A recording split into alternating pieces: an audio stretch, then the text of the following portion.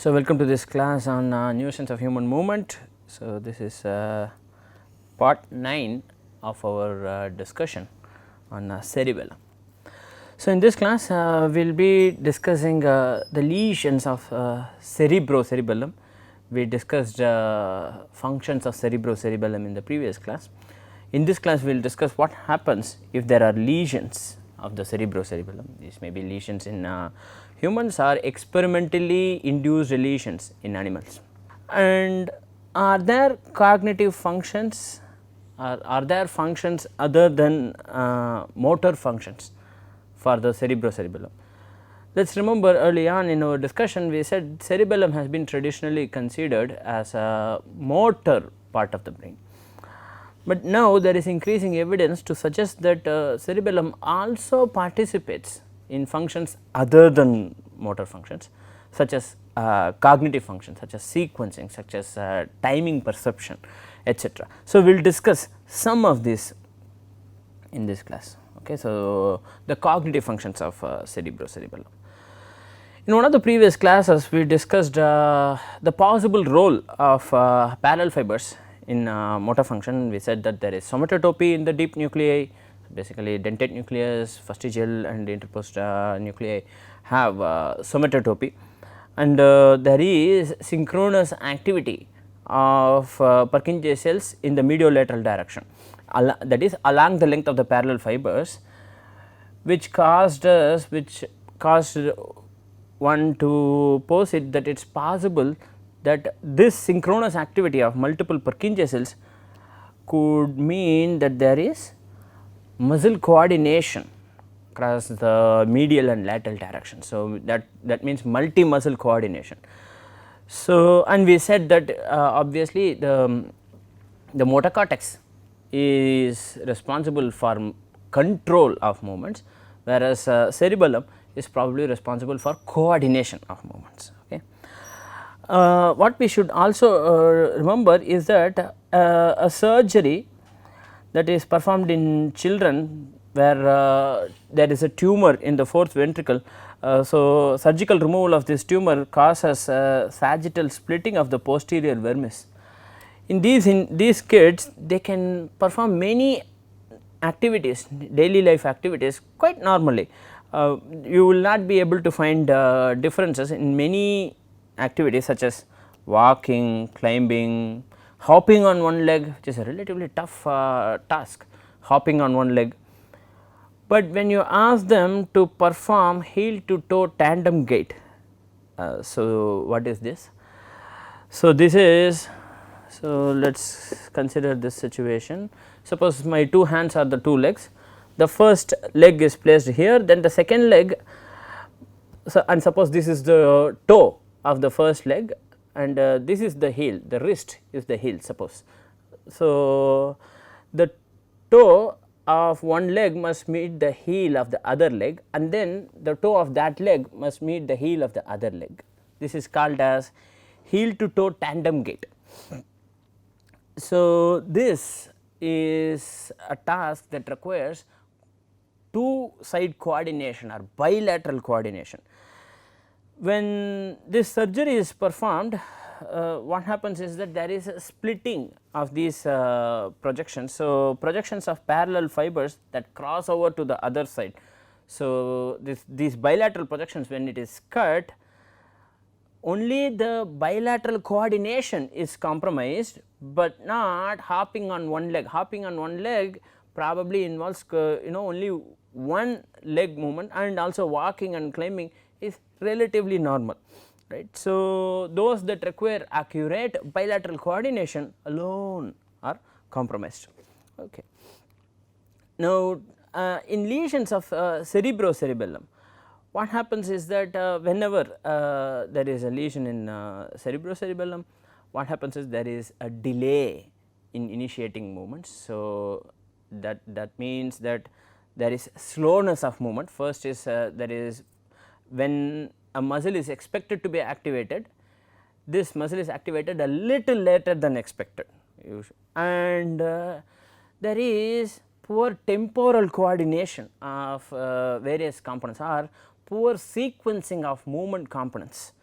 So, our timing of components is compromised. So, this gives rise to the idea that probably cerebellum is involved or forming an important role in coordinating or in timing the movement. So, causing the, if compromise of this area causes a delay and compromise of this area causes poor timing or poor temporal sequencing, right. So, timing and sequencing is performed by the cerebellum, and also cerebellum is hypothesized to have a crucial role in planning and programming of hand movements. So, one nice method, one nice perturbation approach is cooling, selective cooling of deep nuclei of the cerebellum.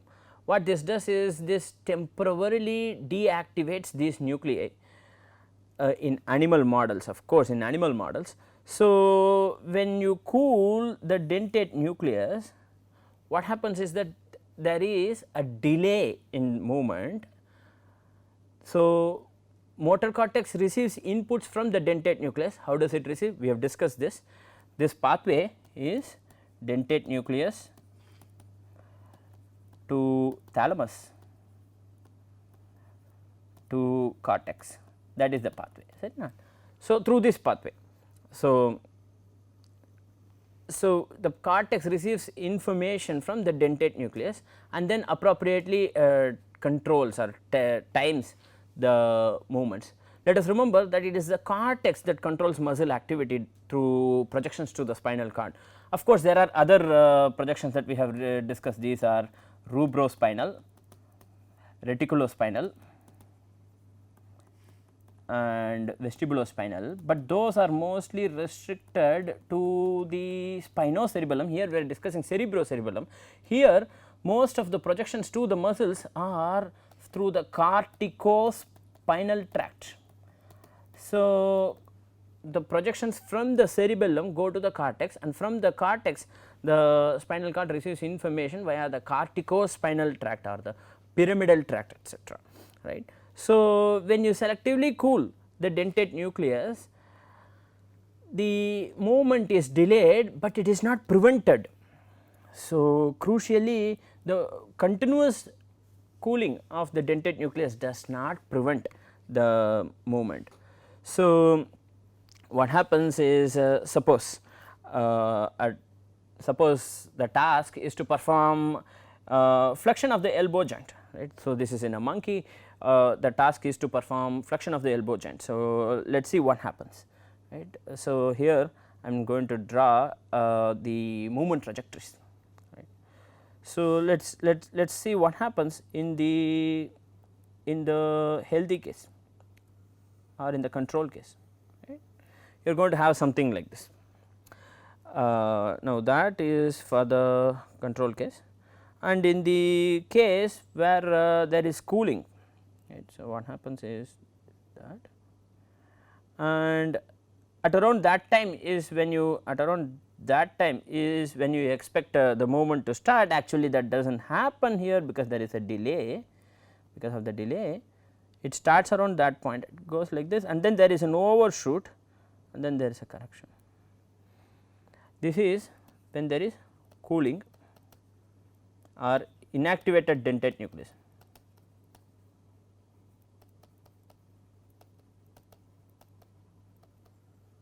Okay. Inactivated dentate nucleus.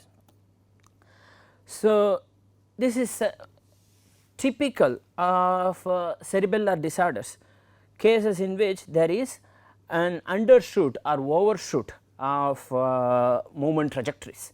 This is typical of those data that resemble in humans. For example, in humans, people with cerebellar lesions produce typical overshoots and undershoots of movement trajectories. So, what you observe in animal models with cooling, luckily this is a reversible procedure, right. So, if I remove the cooling, then the movements return to normal. So, I can once again measure the control data, right. So, with cooling you observe movement trajectories that are similar to cerebellar lesions. So, that is one. Then what happens to EMG? What happens to EMG, right?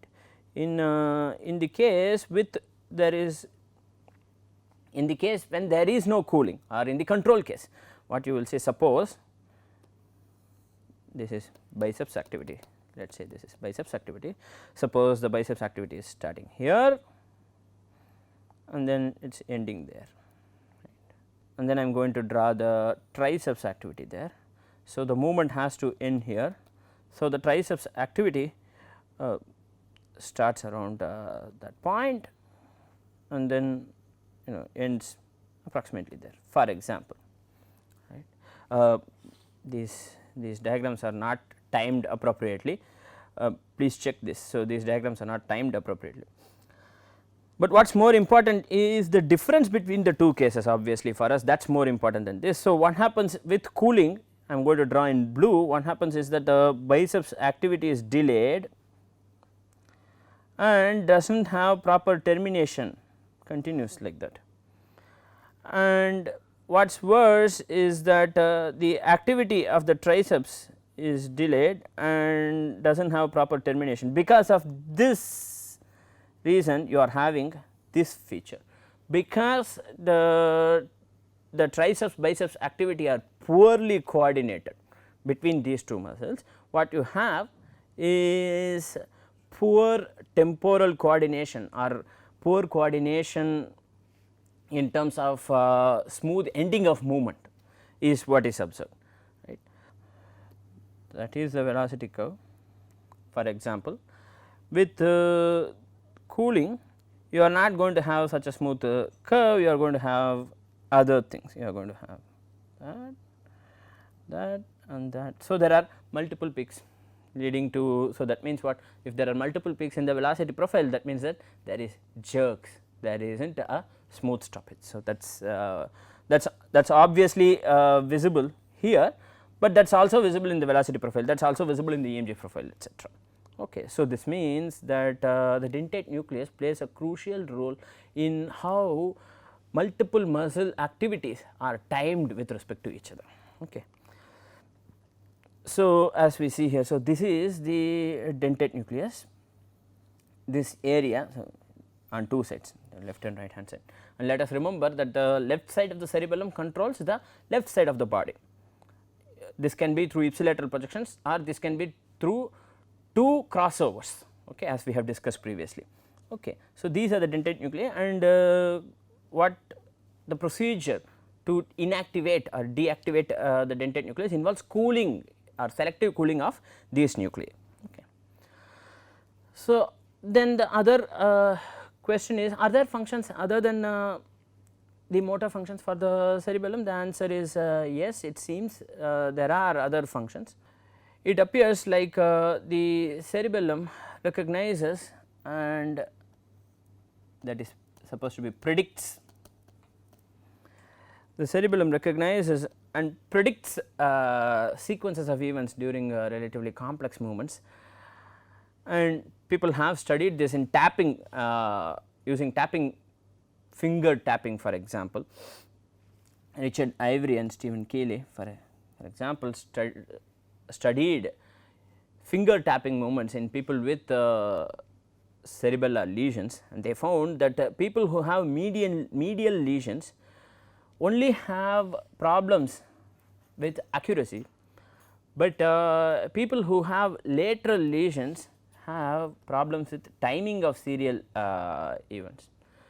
So, there are two things, there are multiple features of movements that can be analyzed. So, medial lesions cause only accuracy problems, whereas lateral lesions have problems with timing or sequencing also. So, that means you can hypothesize immediately that lateral lesions or lesions of the cerebrocerebellum cause problems with sequencing and timing of movements, or the cerebrocerebellum probably performs activity that is in line with sequencing and timing of actions. But it is not just that, that is something that is a motor act, but it is not just that, it also has a role in perception of timing. For example, if you ask individuals to classify the timing or whether a note that was played was short or long, whether a note that was played was longer than the previous one or shorter than the previous one. People who have lateral lesions or lesions of the lateral cerebellum or lesions of the cerebrocerebellum have limited ability to distinguish the timing of notes. So, auditory notes that are played, people with lesions cannot distinguish this, as well as healthy age matched controls. So, also it is believed that that cerebrocerebellum plays an important role in non-motor functions such as word association and puzzle solving. For example, whenever I say a noun, you are supposed to say a verb that is associated with that noun. Say for example, if you say a cat, you are supposed to say meows, or or similar tasks, right. I am giving a noun and you are supposed to say a verb associated with that. This involves not just speaking out the word, but also association that has cognitive implications, right. So, I have to be able to say whether the cat meows or barks, for example, right. So, there is some cognitive processing that is required.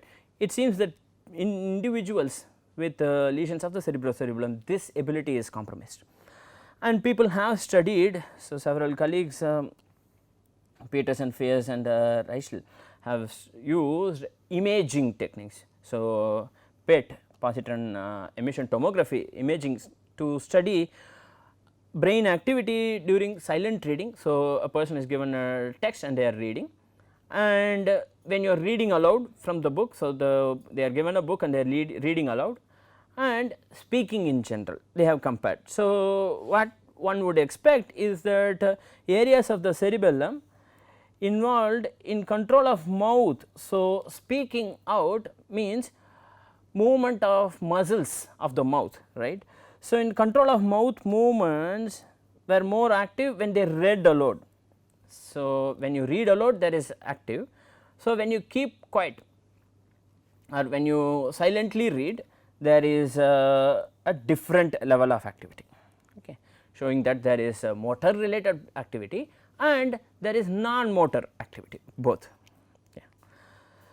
Also, suppose you have a pegboard, right, and you are required to randomly make movements alone with no particular task, with no particular goal. For example, you are supposed to make movements alone from one point to another.